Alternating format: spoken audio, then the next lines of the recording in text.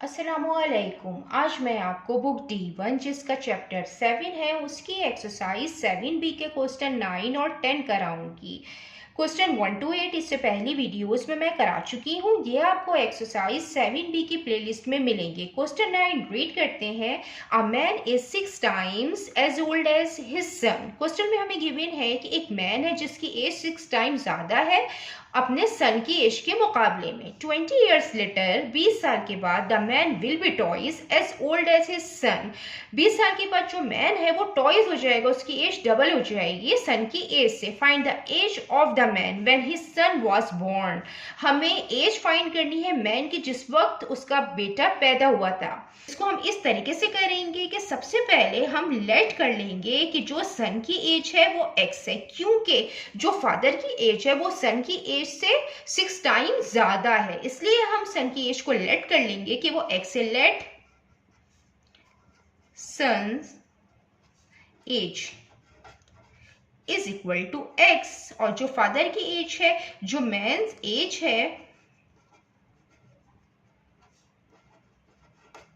वो 6x है। After 20 years, 20 years के बाद जो सन की एज होगी वो क्या होगी? x प्लस 20 हो जाएगी, और जो मैन की एज होगी वो क्या होगी? वो 6x प्लस 20 हो जाएगी। और according to the question the man will be twice as old as his son, तो हम यहाँ पे लिख देते हैं according to question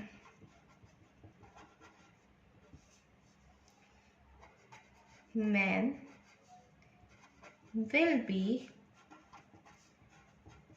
twice the son's age.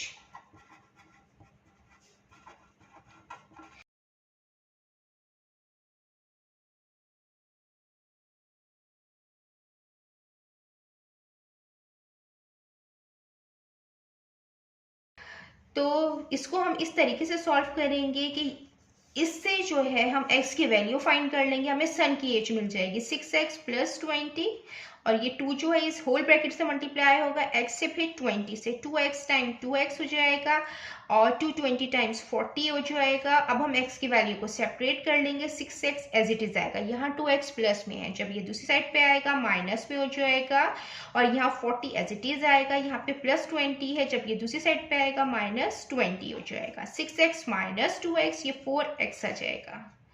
40 minus 20 आ जाएगा। अब ये 4x से मल्टीप्लाई हो रहा है, जब ये दूसरी साइड पे जाएगा तो डिवीजन की फॉर्म में आएगा। 4 1 time 4, 4 5 time 20, x is equal to 5। जो सन की एज आ गई है वो आई है 5। सो यहाँ पे जो सन की एज है वो कितनी है?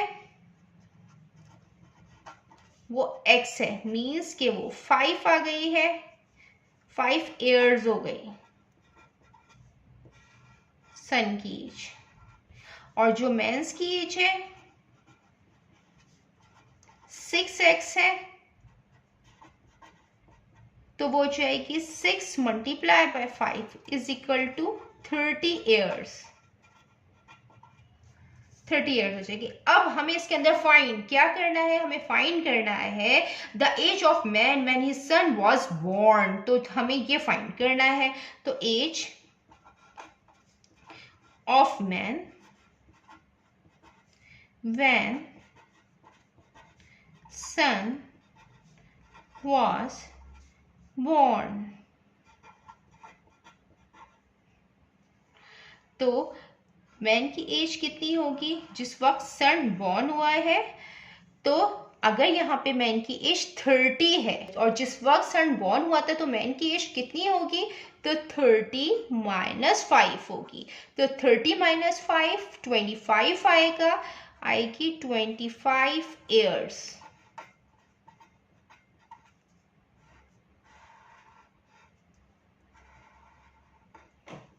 अब हम इसका क्वेश्चन 10 करते हैं।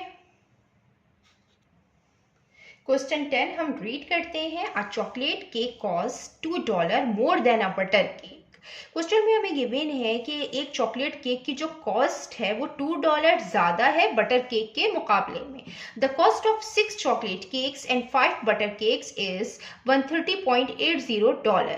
हमें यहाँ पे 6 चॉकलेट केक और 5 बटर केक के प्राइस गिवन है।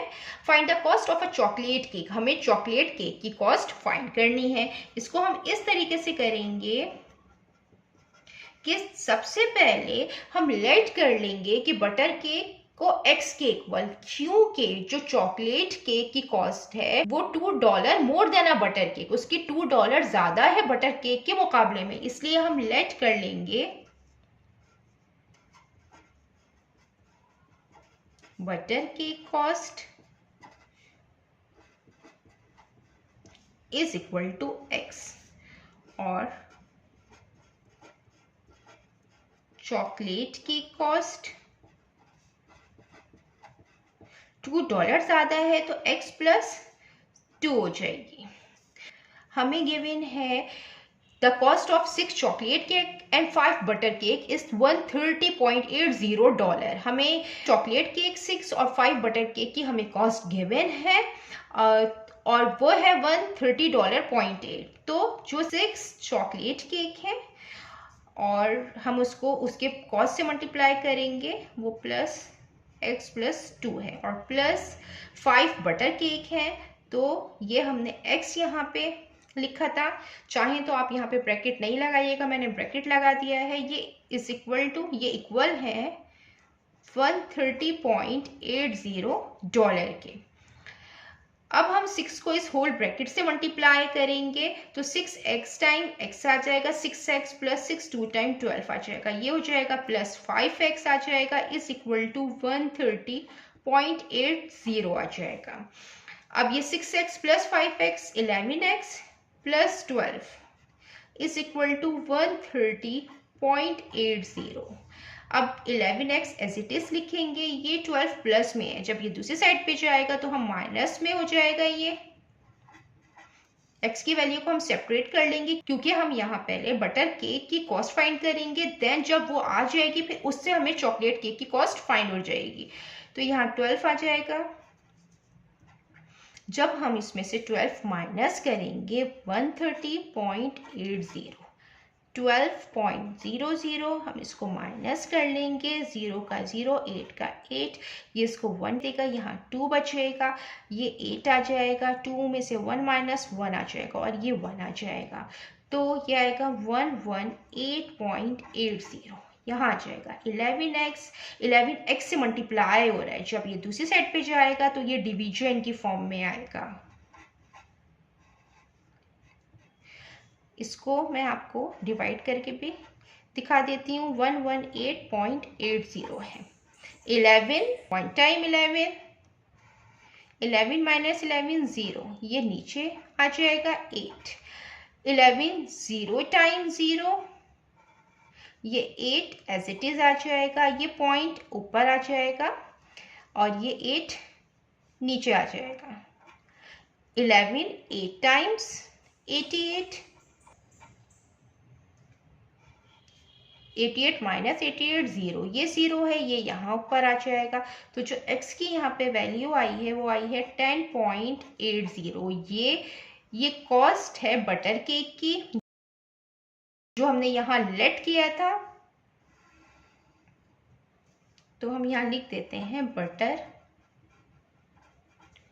केक कॉस्ट, ये इक्वल है $10.80 के। अब हमें जो फाइंड करनी है वो हमें चॉकलेट केक कॉस्ट फाइंड करनी है, वो हम फाइंड कर लेते हैं। चॉकलेट केक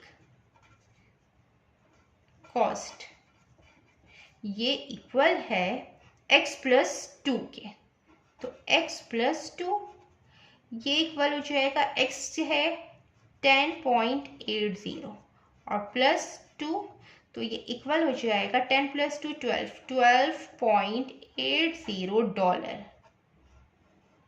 ये चॉकलेट केक कॉस्ट हमें फाइंड करनी थी, ये हमने यहाँ फाइंड कर ली है। जितना मैंने एक्सप्लेन किया है, अगर इसमें कोई भी क्वेरी है तो आप कमेंट्स में पूछ सकते हैं। अल्लाह हाफिज़।